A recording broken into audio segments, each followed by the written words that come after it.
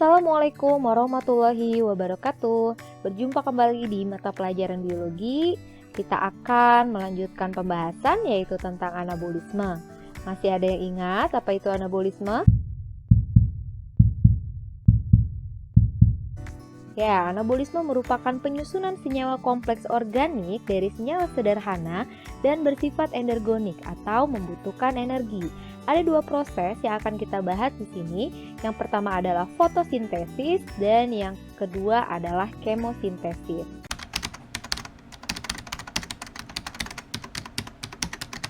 Nah, untuk fotosintesis sendiri, kalian tentunya sudah sering dengar ya, di mana proses ini adalah penyusunan senyawa kimia kompleks organik yang memerlukan energi cahaya, sehingga hanya dapat berlangsung pada makhluk hidup fotoautotrof yang memiliki kloroplas.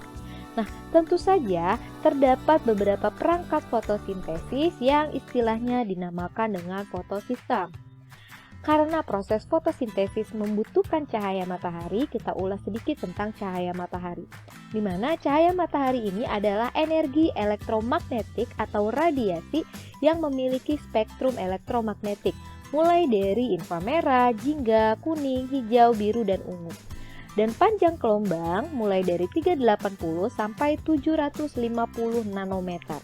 Nah, ketika cahaya itu bertemu dengan pigmen fotosintesis, maka cahaya tersebut bisa dipantulkan, bisa diteruskan, atau bisa diserap.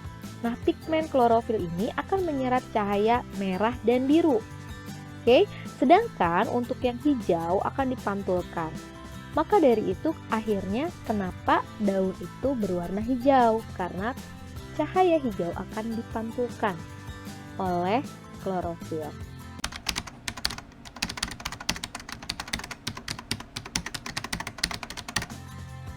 Yang berikutnya akan kita bahas adalah organel di mana proses fotosintesis ini berlangsung, yaitu organelnya namanya kloroplas. Nah, kloroplas ini ada di tumbuhan hijau dan paling banyak terdapat di daun, kurang lebih 1 juta per milimeter persegi. Bentuknya seperti cakram, dia memiliki dua membran, ya, membran luar dan membran dalam. Kemudian ada bagian yang namanya stroma. Stroma inilah nanti produk akhir dari fotosintesis disimpan. Kemudian ada bagian yang namanya tilakoid. Di tilakoid inilah yang nanti akan berisi pigmen fotosintesis. Sehingga proses perubahan energi akan terjadi di sini. Dan ada grana. Grana ini adalah tumpukan tilakoid yang berisi protein, klorofil, karotenoid, dan lipid. Oke, selanjutnya akan kita bahas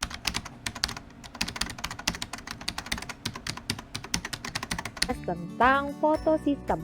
Nah, fotosistem ini paling penting karena inilah yang mampu menangkap energi matahari. Fotosistem itu siapa sih? Nah, terdapat 3 unsur di sini. Ada kompleks antena, ya tentunya isinya adalah pigmen. Ada klorofil A yang dapat menyerap cahaya merah, ungu, biru, dan klorofil B dapat menangkap cahaya biru dan jingga, dan ada karotenoid yang dapat menangkap cahaya biru dan hijau. Kemudian dibantu dengan protein dan molekul organik yang semua itu terdapat di membran tilakoid. Jenisnya ada 2, ada fotosistem 1 di mana fotosistem ini, pigmen ini akan menangkap cahaya matahari dengan panjang gelombang 700 nanometer. Sedangkan fotosistem 2 berarti pigmen ini akan menangkap cahaya matahari dengan panjang gelombang 680. Pokoknya tugasnya itu adalah untuk menangkap energi matahari. Nah, satu klorofil ini hanya dapat menangkap 1 foton, sehingga ketika ada foton yang datang dan ditangkap oleh klorofil, maka akan dialirkan ke klorofil yang lain supaya tidak tereksitasi dan akhirnya nanti akan terkumpul di pusat reaksi. Gitu ya. Oke, sekarang kita perhatikan skema dari fotosintesis. Nah, kalau dilihat dari reaksi kimia yang terjadi ini secara sederhananya seperti ini. Ya, berkebalikan dari katabolisme. Di mana di sini substratnya adalah cahaya matahari, H2O, CO2, dan produknya berupa oksigen dan gula. Oke, C6H12O6. Nah, lihat di gambar. Jadi di sini gambar kloroplas, berarti ada 2 tahap yang terjadi di sini. Substrat pertama yang akan dipakai adalah H2O dan energi dari cahaya matahari. reaksinya namanya reaksi terang dan produknya yang terbentuk adalah O2, ATP, dan NADPH. ATP dan NADPH ini akan dipakai untuk mereduksi si CO2 ini sehingga berubah menjadi gula. Ya, namanya adalah siklus Kelvin. Selanjutnya akan kita bahas secara mendetail tentang tahapan fotosintesis.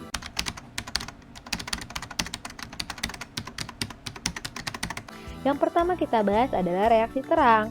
Dari judulnya saja sudah pasti reaksi ini membutuhkan energi cahaya matahari. Jadi terjadi penyerapan foton lalu mengubahnya menjadi ATP dan NADPH. Nah, reaksi yang terjadi ada dua.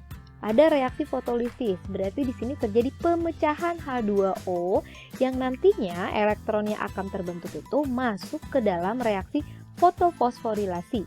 Ya, fotofosforilasi ini adalah pembentukan ATP, di mana caranya ada dua cara. Ada yang caranya siklik dan ada non-siklik. Mari kita bahas yang non-siklik dulu. Nah, ini adalah skema reaksi terang aliran elektron non-siklik. Jadi ketika ada foton yang akan ditangkap oleh fotosistem 2, berarti foton ini nanti yang ditangkap itu dengan panjang gelombang 680 nanometer. Nanti elektronnya akan terkumpul dan akan dikirim ke pusat reaksi oksidasi. Bersamaan dengan itu pula ada terjadi fotolisis air H2O yang nantinya akan menjadi 2 hidrogen plus dan setengah O2. Nah, elektron ini nanti akan dikirim dan akan ditangkap oleh akseptor primer yang ada di pusat reaksi oksidasi dan elektronnya akan ditransfer melalui rantai elektron yaitu ke plastokinon, ke B6F kompleks yang nanti hidrogen ini akan dipakai untuk pembentukan ATP. Berarti di sini sudah ada produknya yaitu ATP gitu ya. Kemudian ke plastosianin dan pada saat bersamaan foton dengan panjang gelombang 700 nanometer akan ditangkap oleh fotosistem 1 dan elektron yang dilepaskan akan ditangkap oleh akseptor primer yang ada di pusat reaksi eksitasi dan elektron ini nanti akan dialirkan, ditransfer ke rantai elektron yaitu ke ferredoksin dan dengan bantuan NADP reduktase maka terbentuklah NADPH. Jadi di aliran elektron non-siklik ini produknya berupa ATP dan NADPH. Produk ini akan dipakai untuk tahap selanjutnya. Nah, yang berikutnya kita bahas gimana caranya kalau yang aliran elektron siklik. Namanya juga siklik, cycle. Berarti di aliran elektron ini terjadi mulai dari fotosistem 1 di mana akan ditangkap cahaya matahari dengan panjang gelombang 700 nanometer. Elektronnya ditangkap oleh akseptor primer di pusat reaksi, kemudian dialirkan elektronnya ke rantai elektron sehingga terbentuk ATP. Jadi di siklik ini hanya terbentuk ATP. Oke, paham ya?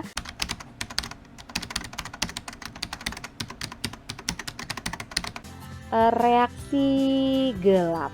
Ya, di reaksi gelap ini nanti produk yang sudah terbentuk ya akan dipakai untuk mereduksi si CO2 sehingga terbentuklah glukosa. Nanti CO2 ini akan ditangkap oleh enzim Rubisco ya dan menjadi 6 molekul 3 fosfogliserat dan di fase reduksi nanti ada pelepasan fosfat yang nempel di nomor 1 sehingga molekulnya namanya 1,3 difosfogliserat dan hidrogen dari NADPH akan dipakai untuk mereduksi senyawa G3P jadi masih atom karbon 3. Senyawa antara inilah yang akan menjadi produk di siklus Calvin. Jadi untuk hasil glukosa dia harus melewati 2 siklus ini. Nanti sisanya 5 molekul G3P, kemudian ada pelepasan fosfat lagi, akan terbentuk kembali RUBP sehingga siklus akan terus berulang dan CO2 ini bisa difiksasi kembali.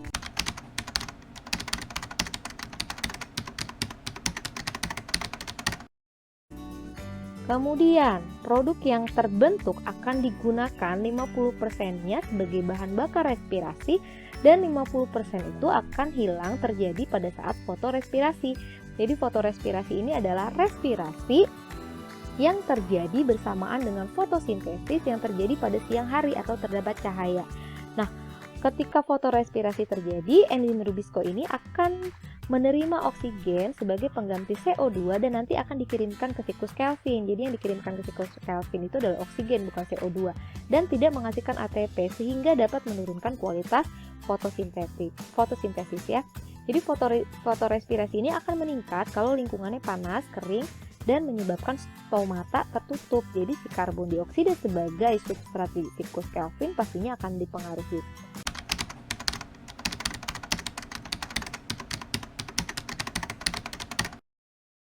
Nah, untuk adaptasi seperti ini kan banyak tumbuhan yang memang hidupnya di lingkungan yang panas, sehingga mereka beradaptasi dengan melakukan lintasan C4. Jadi lintasan C4 ini maksudnya adalah lintasan ini nanti namanya jalur Hertzsprung.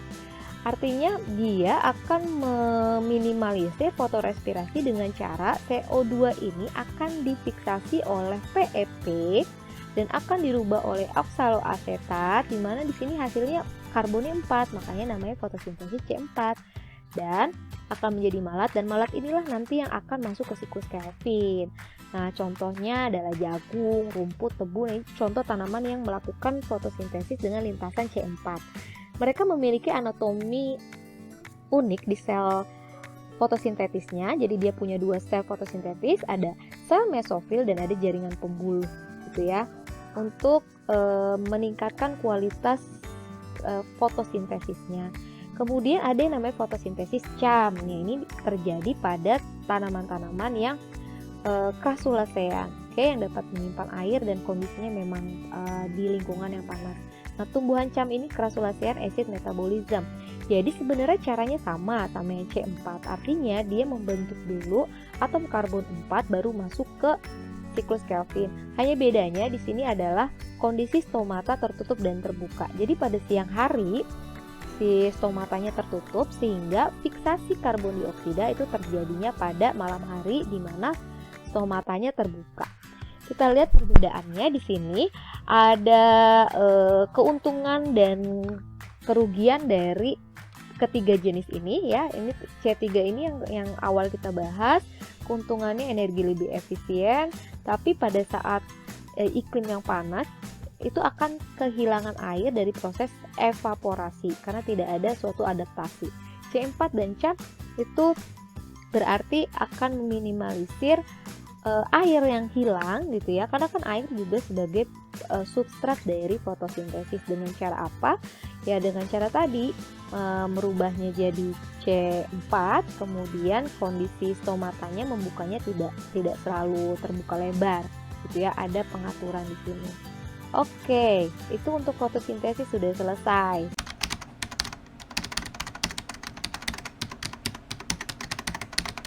Sekarang kemosintesis. Sebenarnya sama, hanya kemosintesis ini terjadi tanpa cahaya.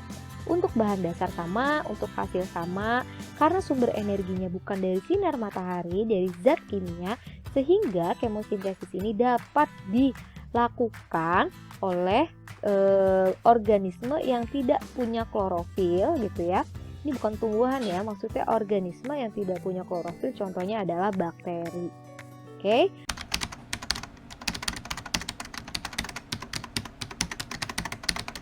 Nah, ini adalah faktor-faktor yang mempengaruhi anabolisme. Ada faktor dalam, contohnya adalah klorofil, stomata, anatomi daun yang sudah kita bahas, kemudian cahaya, suhu, karbon dioksida, oksigen, dan tentunya substratnya sendiri yaitu air. Nah, sampai di sini mudah-mudahan video pembelajaran ini dapat membantu kalian untuk sedikit memahami anabolisme gitu ya, karena selebihnya kalian bisa baca dari berbagai sumber yang valid untuk memperkaya informasi tentang enzim dan metabolisme. Selanjutnya kalian akan mengerjakan LKPD-nya. Kemudian mohon maaf jika banyak kekurangan. Wabillahi taufiq wal hidayah. Wassalamualaikum warahmatullahi wabarakatuh.